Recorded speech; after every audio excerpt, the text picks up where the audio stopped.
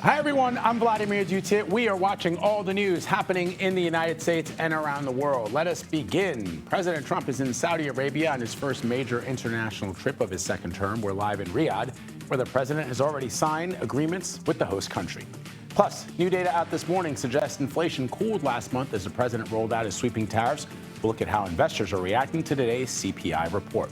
And Kim Kardashian comes face to face with the people accused of tying her up and robbing her in Paris. We've got the latest from her testimony in court. This is CBS News 24/7.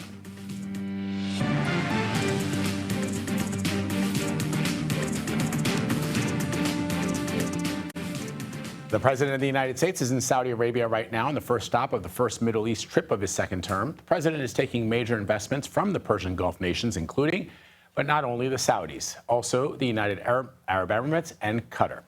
Let's bring in CBS News senior White House correspondent Weijia Jiang, who's joining us now from Riyadh. Weijia, so let's talk about the goal of this trip and why it's so important at this very moment. Well, President Trump always views every relationship with a business lens. And so, of course, he is going to be talking about security concerns in the region, a potential ceasefire for Gaza. But he also wants to make significant deals, business deals with the Saudis. And that is how he frames almost every relationship that he has. And so the Crown Prince here has already said he was going to invest $600 billion into the U.S. economy during Trump's presidency. Trump says he wants that figure to be $1 trillion.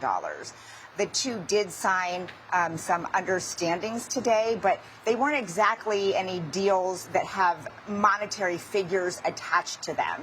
They are more agreements to continue cooperating as two countries, to continue the work together. For example, to have the Ministry of Energy and the Kingdom of Saudi Arabia and the U.S. Department of Energy cooperate in the field of energy, in the field of mining and minerals. And the list actually goes quite long, Vlad. But I am not seeing any price tags, any figures as far as the deliverable goes.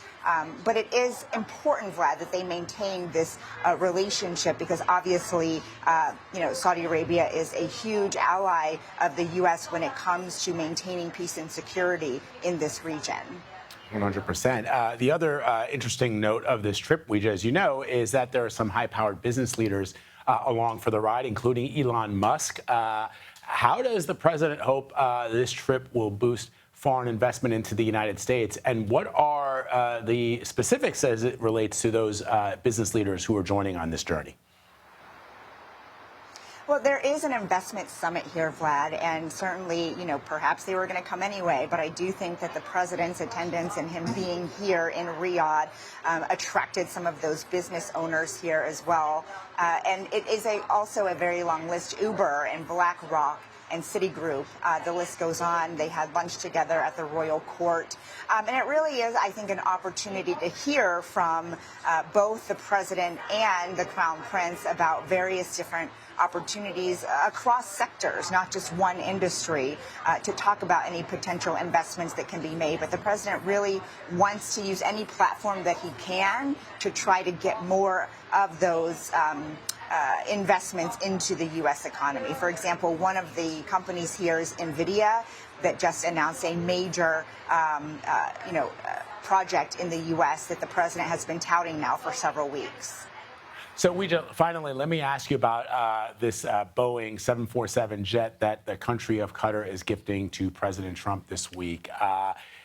The president, in his remarks yesterday, no doubt you were there, suggested that he'd be an idiot not to take a free plane. But, of course, there are members of even his own party who are suggesting that this is problematic. Although Qatar remains somewhat of an ally in the region, they are reportedly funding, for example, Hamas, a terrorist organization in Gaza. And so the it's sort of this weird juxtaposition of here in the United States, American citizens are being ordered by their universities or their businesses to not say anything with regards to what is happening in Gaza. And here you have the president of the United States accepting a $400 million gift from a country who's actually funding that terrorism in the state of Israel.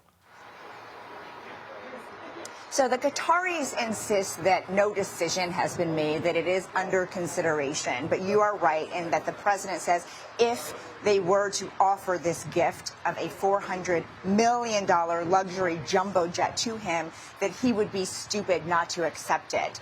But there are certainly so many ethical and security concerns that both Democrats and Republicans are voicing. To your point, Vlad, Senator Rick Scott in Florida, who is a Trump ally, says that he just cannot imagine how this plane could be safe. And he said he does not want the president to be traveling on an unsafe plane because he brought up the point as well that Qatar supports Hamas. And, there are other questions, too, about what Qatar could get in exchange. And the president insists it's nothing. It's just a really nice gift. But, for some Democrats, that's hard to believe, and they worry that there will be ethical lines that are crossed. And so, for taxpayers, there's also one huge outstanding question, which is how much it will cost to retrofit this plane. It would be handed over in this, hypothetical situation to the Department of Defense until it is ready to serve as Air Force One. But that takes time and that takes money. So, again, all these questions are unanswered for now, except the one, Vlad, which is whether the president is on board, and he certainly is. I don't engage often in whataboutism, but I just boggles the mind if you consider if Joe Biden or Hunter Biden was related somehow to this kind of transaction, what the opposition would be saying. Weijia Jiang, always great to have you, my friend. Good to see you on that trip. Thank you very much for joining us. CBS News Middle East reporter Courtney Keeley joins us now to talk more about this. Good to see you, Courtney. Great to see you, Vlad.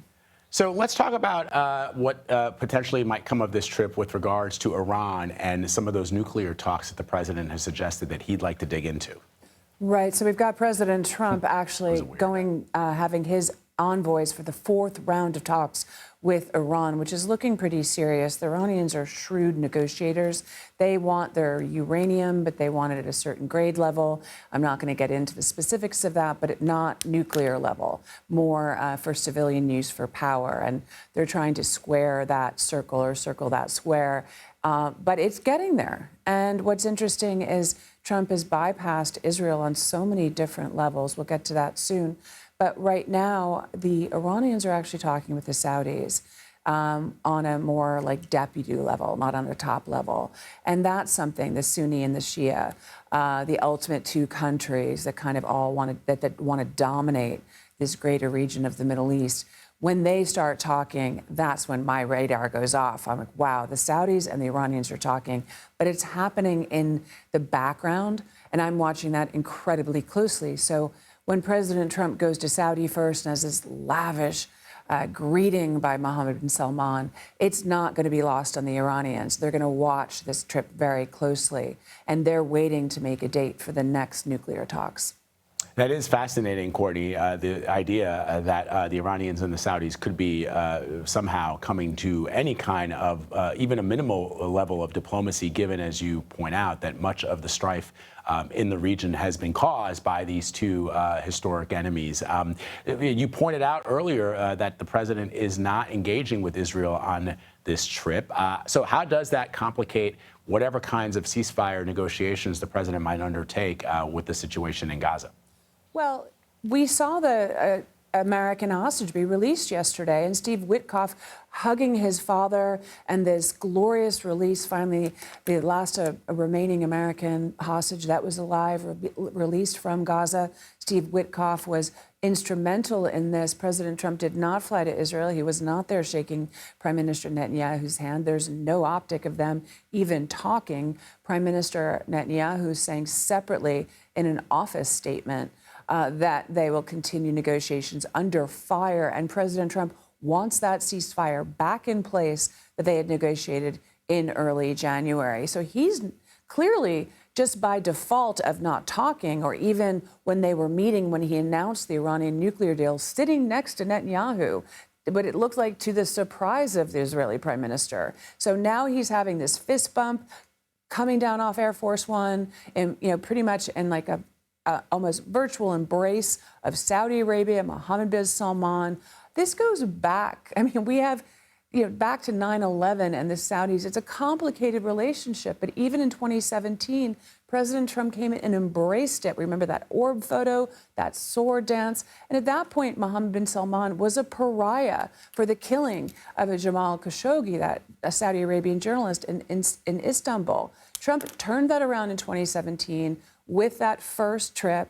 Now he's making another one. It's taken him some time to get there, but here he is once again. It's a lot of deja vu, but it's also all about some money. He wants $1 trillion in deals, something the Saudis can't afford. So we're going to have to see the announcement of the deals, and then we're going to have to see what the deals are. But once again, who's sidelined, not involved in this conversation at all, is Israel. But is there a goal to get an Israeli-Saudi peace deal? That would be the ultimate goal for President Trump. And I know that he's spoken about it before over the years. So we have to also watch that. Yeah, you're right, Courtney. Remarkable images there of the president, the Saudi crown prince. We know, of course, that Jared Kushner was instrumental in securing some $2 billion in investments. And that seemed to have allowed this memory of Jamal Khashoggi to fade away. Courtney Keeley, always great to have you, my friend. Thank you very much. Appreciate it. All right, this morning, new data shows inflation has cooled in the past month. The Bureau of Labor Statistics reports the consumer price index rose 0.2% in April and 2.3% year over year. While not the 2% the Fed is aiming for, the numbers are better than expected. So let's bring in CBS News Money Watch correspondent Kelly O'Grady. What's up? So let's talk about this number. What did you take away from it? Look, any other time in the economy, this would be a really good report. And look, it is a really good report. Yeah. This annual inflation number is the lowest that we've seen since February 2021. So that's good. This is really good. Okay. And actually, if you kind of peel back the onion, groceries, food at home, that's how the report characterized it, actually dropped. Yeah, I see more eggs. Down. I see them. They're available. They were down It used to be 13%. at Trader Joe's, you could only get you could only buy a dozen. Now they've upped it to 2 dozen. You're allowed to take 2 dozen An home. embarrassment of riches. But look, so yeah, anecdotally, I see the evidence. See it. Yes. The thing, though, is that the question of these tariffs. And this is the first month where we're starting to see a little bit of what came on in February. Remember, there was the 10%, then it was up to 20% on goods coming from China. Vehicle parts, where do most of those come from? China. Right. That was actually up 2.2% month over month, and that far outclipses the average of 0.3%. So you're not really seeing the April tariffs, that more wide-sweeping 145% that is now down to 30%. That's going to be in the next few months. But overall, good, but little cracks. All right. So the talk around the tariffs has now moved to not only this trade deal that the president signed with China, this pause on those trades. India is now considering tariffs on goods to the United States to counter the administration's levies on steel. India, of course, is one of the largest steel producers in the world. What do you make of that? It feels like a negotiating tactic. Yeah, we do by know, the Indians and yes, exactly. We do know that the U.S. and India are currently in talks. We saw PM Modi come to the Oval and talk with the president. The steel one is interesting for them because we do get so much of our steel from India. Of course, the president wants to bolster the domestic industry. You and I have talked about this before. There's not nearly enough energy in this country yet in order to be able to do that, what would require all of that manufacturing. But this particularly feels like a negotiation tactic. India did not say what items they would be putting tariffs on, just that they're thinking about it. I think this is just a perfect opportunity for you to do a story on that energy story. I would love to see that because we've talked about it a lot on the air, but I think that most people are not aware of the actual energy needs that this country has and what it would cost to power this industry that the president's vision entails, which is bringing manufacturing back to the United States. So that would be really interesting. The other, the president has signed this executive order to lower drug prices. I think it's so hilarious that, we see people saying, well, my drug prices are going to come down tomorrow, when no, they're not. The executive orders are used generally to compel federal agencies into action. a private business owner or a private company, usually you need an act of Congress. Companies follow laws, not executive orders. So, so that's sort of interesting. And I want to know what kind of effect it's having on the market with regards to pharmaceuticals. And then there's a story about the United Healthcare CEO stepping down, and it's suspending its 2025 forecast. What does that mean? So on the drug prices first, it's hard to tell if this is even going to be legal. To your point, we did see pharmaceutical stocks really take a nosedive yesterday. There's also this talk of tariffs in terms of pharmaceuticals and wanting to have more of that manufacturing in the U.S. On the United Healthcare front, it's really about more people that are in that Medicare bracket going and getting more surgeries and procedures that they put off during COVID. We're sort of seeing an uptick across the board. That's not something that they had in their forecast. And then, of course, the CEO piece, it's hard to say what's going on there. He's stepping down for personal reasons, and a previous CEO is coming in and taking his spot. Wow. All right. Interesting stuff. Kelly, always great to have you. Thank you very much. All right, let's talk about what's been happening in the Middle East with regards to Israeli-American Adon Alexander, who's now a free man this morning after being held for nearly 600 days in captivity in Gaza. The Hamas militant group released him as President Trump begins his visit to the Middle East. Our Tom Hansen spoke with two of Alexander's high school classmates in New Jersey. Is this the Adon that you guys know and have known for so many years? Did he look the same? It's honestly just incredible that he is alive. He's truly a fighter and he's an incredible person. But looking at him, you know, he definitely looks, you know, much thinner. He looks a lot more pale than when, you know, he left for sure. CBS News foreign correspondent Deborah Patta has more from Tel Aviv. Adon Alexander was released in a deal brokered by the U.S., who sidelined Israel and negotiated directly with Hamas. And today, Alexander thanked President Trump over the phone from hospital. His mother, Yael, has spent 584 days fighting for this moment. Her son has spent 2 birthdays in captivity. Alexander was serving in the Israel Defense Forces near the border with Gaza when Hamas attacked on October 7 and took him hostage. For the families of the other 58, both living and dead, still in captivity, joy over Alexander's release was mixed with rage. Many of them accused Prime Minister Benjamin Netanyahu of deliberately prolonging the war and called on President Trump to finish what he had started. They're not the only ones desperate for a deal. Israel has laid siege to Gaza for more than 2 months and has stopped any food or medicine from entering the territory. While President Trump is in the region, he is not scheduled to visit Israel, but both hostage families and Palestinians in Gaza are pinning their hopes on him to secure a peace deal. Back to you. All right, Deborah, thank you very much. Coming up, why the Trump administration welcomed one group of so-called refugees from South Africa while denying entry from several other countries. But first, let's bring in CBS News Philadelphia meteorologist Grant Gilmore with a preview of the national forecast. Hey, Grant. Hey, Vlad. Look, guys, summer-like heat, record-breaking heat across the central United States, 90s to triple digits, but that's in the central U.S. We've got a lot of rain over on the East Coast. That's going to bring the threat for flash flooding. A lot to talk about across the nation. We'll get to that in just a little bit. You're watching CBS News 24/7. Don't go anywhere.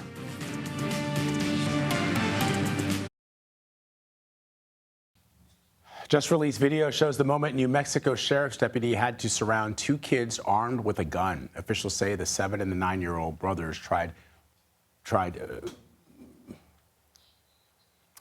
shooting at the authorities during the standoff, but the gun jammed. CBS News correspondent Elise Preston has more. Put it down, baby. Drop it, buddy. Put it down, babe. You're okay. A dramatic standoff with 2 young boys in the backyard of an Albuquerque, New Mexico home, as deputies urged the 9- and 7-year-olds to drop a loaded handgun. I literally have my hand on the trigger. Well, let's not do that. Let's take our hand off, buddy. Let's put it on the ground. After talking to them for about 5 minutes, deputies fire a non-lethal projectile at the wall. Drop it! Drop it! And move in quickly at the right angle to grab the gun from the kids. Drop it, both of you. I don't even have the gun. I don't have the gun. County Sheriff John Allen credits the department's drone program for the safe ending of this high-risk situation. The drone is great because it de-escalates and it makes sure that our deputies gain cover and then we can start de-escalating and speaking to the children. Not only did you all use these drone resources, you also used resources involving behavioral health. This case is very complex. There's a lot of domestic violence issues involved in this case, and I told you we've been there over 50 times. We are trying to help the mother on the other side, who is also a victim of domestic violence. So far, no charges have been filed in this incident. Hey! Put it down! Put it Don't down, do buddy! that! Authorities are working to get the family trauma therapy and behavioral support. I'm trying everything in my power as the sheriff to make sure that we don't utilize deadly force on a child. Unfortunately, I believe that's going to happen. I'm Elise Preston. A group of white South Africans are now in the U.S. after being granted expedited refugee status. The Trump administration has accused South Africa's black majority government of violence and discrimination against Afrikaners, the white majority that ruled South Africa during apartheid. South African officials have denied those claims. Let's bring in Department of Justice correspondent Scott McFarlane. Scott, what do we know about the president expediting the resettlement of these South Africans but halting other refugee admissions? That really is the controversy, Vlad. These 59 people we saw ushered into Dulles International Airport in Virginia yesterday were expedited. They were fast-tracked into the U.S., claiming refugee status, seeking resettlement, even as the administration kind of closes the valve on the resettlement of others from other war-torn places or other harrowing circumstances. It was really quite a sight to watch them come in. We saw the children come out first, we saw the parents behind them being greeted by Trump administration officials with balloons and flags. The issue here, according to the Deputy Secretary of State, who we pressed for answers, is that there are, quote, harrowing circumstances and the threat of death or killing for these refugees back home in South Africa. The administration is going to be facing criticism from start to finish on this because these were white faces inside the airport hangar as so many people from other countries unsuccessfully seek that same treatment. So could more groups from South Africa be coming to the United States in the next couple of days, Scott? We asked that very question. The administration declined to answer, but they certainly have set the table for this. The president signed an executive order to unilaterally open up this path for the Afrikaners in South Africa. He has not done so for those in the Western Hemisphere trying to get north, trying to get to the United States for asylum to seek refugee status. But I would expect it's a matter of when, not a matter of if.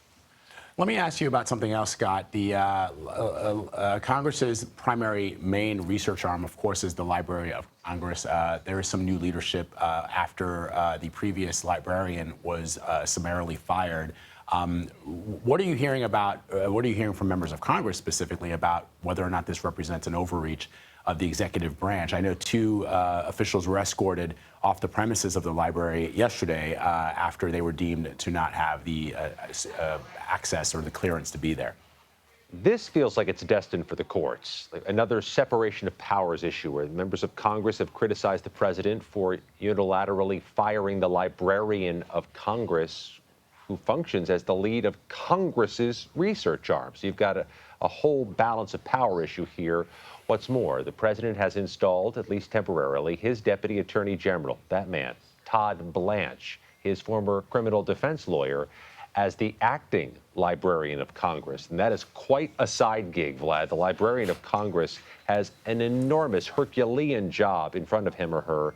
That is now the side job of Todd Blanche. I would expect Congress to try to trigger some investigations of this, at least the Democrats in Congress, to see if the president overstepped in firing the head of Congress's research arm. It is remarkable to watch these men who have no background or experience in some of these jobs that they've been nominated to now take on another responsibility in which they have no background or experience. Really fascinating stuff happening in Washington. All right, Scott, thank you very much, my friend. Appreciate it. Thank you. The alleged Florida State University gunman will be officially charged with murder now that he's been released from the hospital. He will face a judge for the first time at the top of the hour. Police say Phoenix Eichner was shot by responding officers at FSU. Prosecutors say he killed 2 people and wounded 6 others in last month's attack. Police say Eichner used a handgun that belonged to his stepmother, who is a local sheriff's deputy. Up next, we'll take you inside the ICE detention center where the mayor of New Jersey's largest city was locked up over the weekend. You're streaming CBS News 24/7.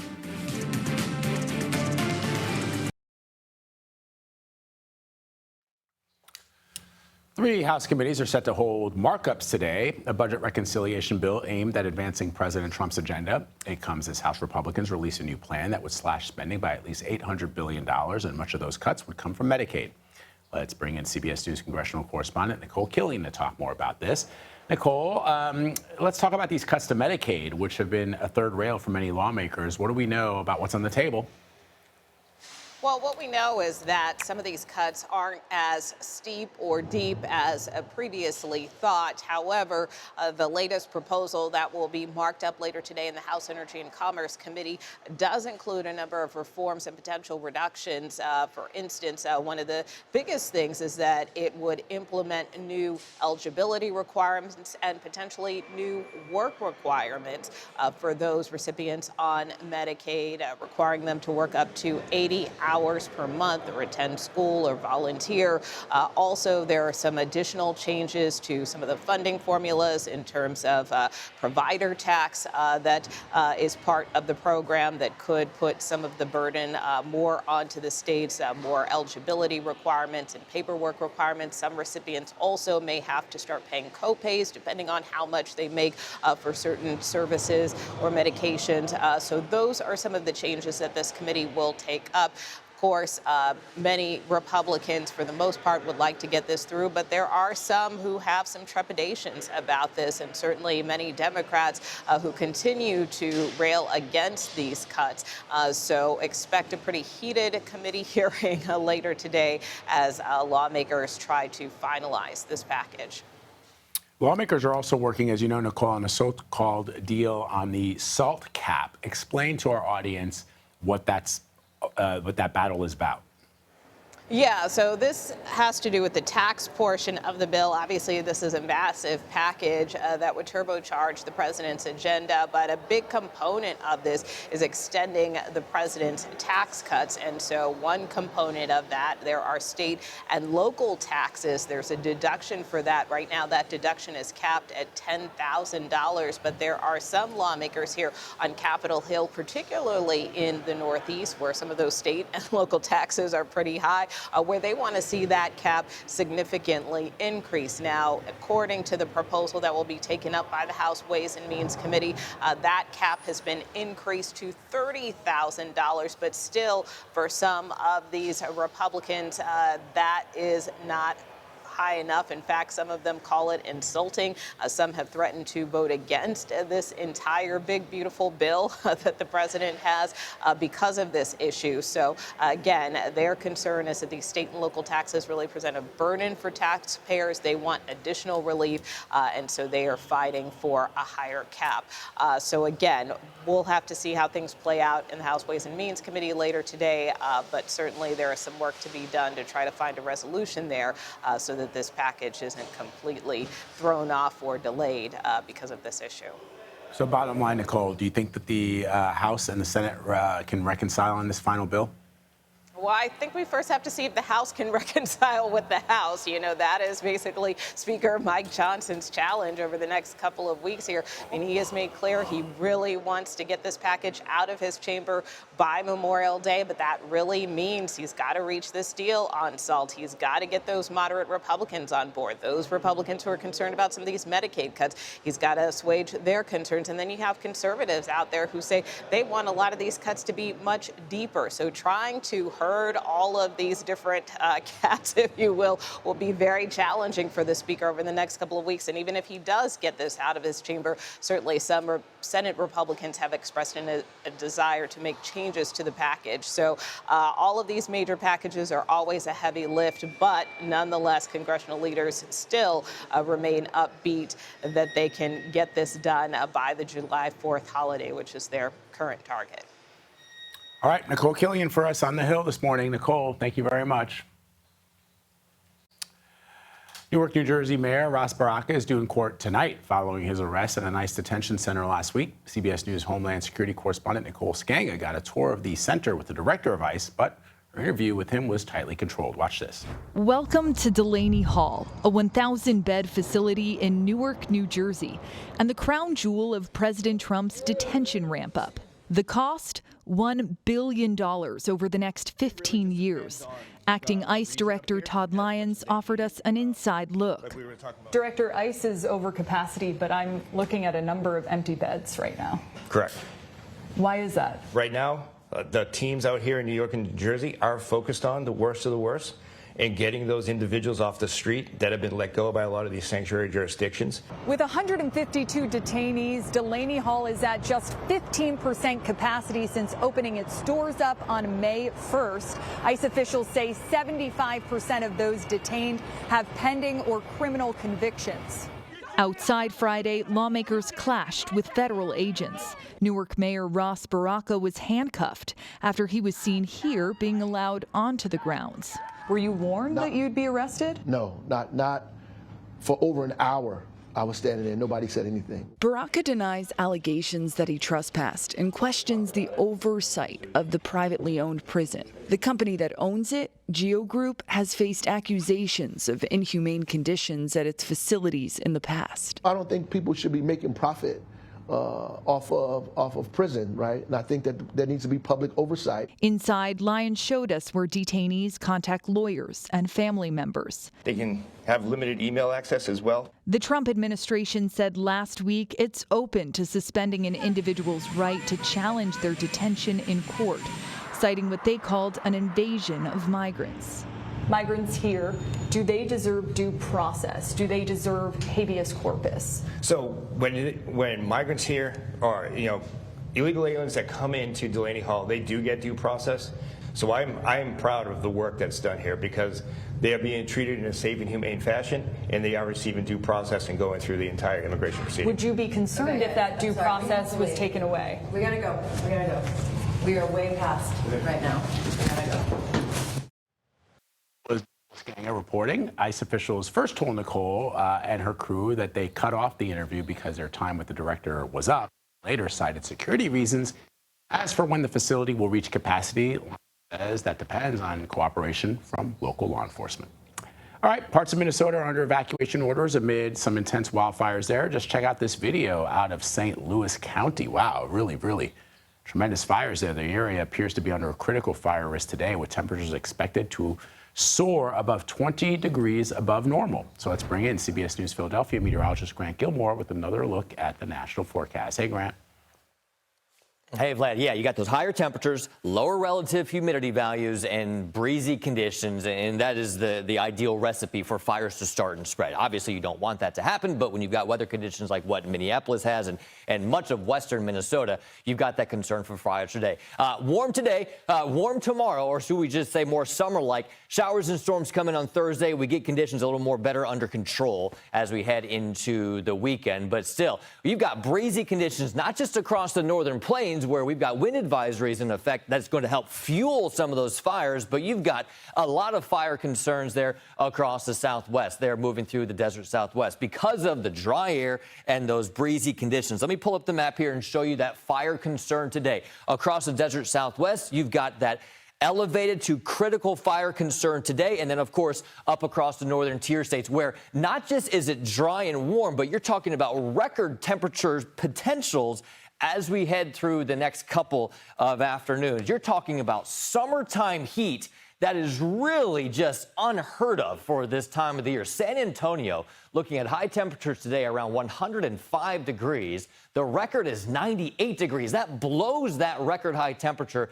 out of the water. It's from Texas to the northern plains. Fargo is looking at a high temperature today of 95. That would tie today's record high temperature. There's the heat across the central United States, and then you've got the threat for flash flooding. Over 100 million people across the mid-Atlantic up into the Northeast today under that potential for heavy rainfall that may result in flash flooding. Watch the forecast model here. You've got this slow-moving low-pressure system back toward the Ohio Valley continuing to pump in quite a bit of tropical moisture, and this system is a slow mover. It slowly moves up to the north, continuing to bring a steady dose of scattered showers from the mid-Atlantic into the Northeast as we make our way into the mid and second half of the week. So again, Heavy rainfall with that threat for flooding. But then the focus shifts to another storm system as we go into Thursday and Friday. This one brings not just the chance of rain, where places across the northern tier need it to help fight those fires, but now you've got a severe threat, that level 2 out of 5, moving in from the Midwest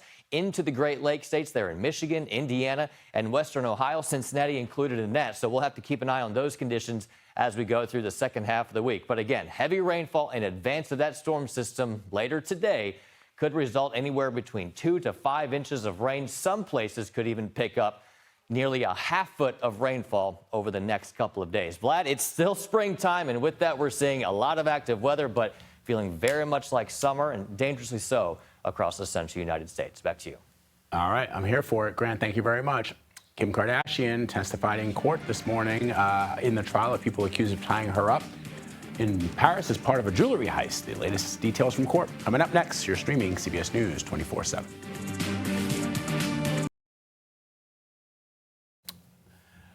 French film star Gérard Depardieu has been convicted of sexually assaulting 2 women while on a film set back in 2021. A court in Paris this morning handed the actor an 18-month suspended jail sentence. He was also ordered to be put on a list of sex offenders. Depardieu was not in court. His lawyer says he will appeal the verdict. Kim Kardashian is also in a Paris courtroom today. She is testifying against a group of 10 people accused of robbing and kidnapping her. This happened during Paris Fashion Week back in October of 2016. Millions of dollars worth of jewelry was stolen. So for more on this, I want to bring in CBS News reporter Haley Ott, who's following the developments for us from London. Haley, good to see you. So bring us up to speed on what happened this morning. Good morning, Vlad.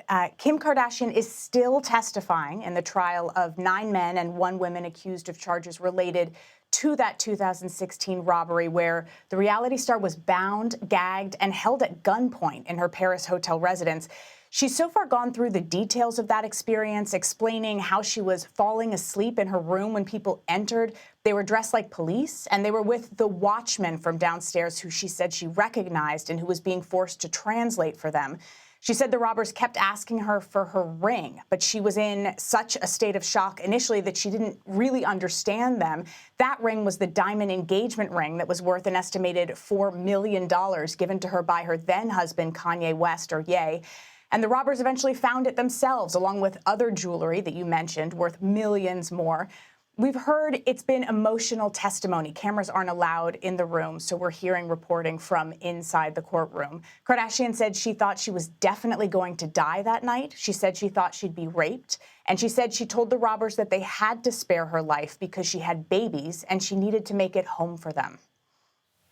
Haley, do we know if the robbers knew who she was? And also, why has it taken so long to get to court? There's been some testimony that the robbers at the time didn't know who she was. They just had seen that and heard that there was a woman with valuable jewelry in Paris and targeted her that way. And as you say, it's been a very long time. This happened during Paris Fashion Week in 2016. There was initially a manhunt for the thieves. A number of people were detained and charged. Authorities were preparing to go to trial in 2021, and then COVID hit. The world locked down, everything slowed down, and now here we are almost 9 years later with this trial finally happening. And that's a long time just in and of itself. But add to that the fact that these thieves are called the grandpa robbers by the French press because they're mainly in their 60s and 70s. One of the accused has died in the time since the robbery. Even though it's been almost 9 years, though, Kardashian thanked the court at the start of her testimony this morning for, she said, giving her the opportunity to share her truth. Fascinating details there from Haley Ott, reporting from London this morning. Haley, thank you. Up next, we'll introduce you to the Kiss superfan who spent more than $12 grand to be Gene Simmons' roadie for a day. The special reason he did it. You're streaming CBS News 24/7. The people of planet Earth just got a new warning about what humans are doing to the planet. A NOAA report says more carbon dioxide was pumped into the environment last year than ever before. But Trump administration cutbacks are targeting the scientists who do that critical research. CBS News national environmental correspondent David Schechter has more. This is the center of the operation that my father started. Professor Ralph Keeling is analyzing air samples inside these volleyball-looking flasks that were collected around the world. He's a professor at the Scripps Institution of Oceanography at UC San Diego, and for him, this is a father-son business. He never encouraged me to go into the field, but he inspired me by what he did. That's a young Ralph in the middle, and that's his dad on the right. It was Charles David Keeling, who died in 2005, who first developed what's known as the Keeling curve. It plots over time the unchecked rise of carbon dioxide in the atmosphere, which is warming our planet.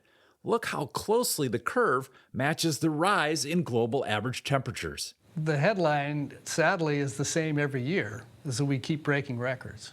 Now this work is in jeopardy because the Trump administration has proposed cuts that would slash climate research, specifically targeting the National Oceanic and Atmospheric Administration, or NOAA, which runs its own larger carbon sampling program.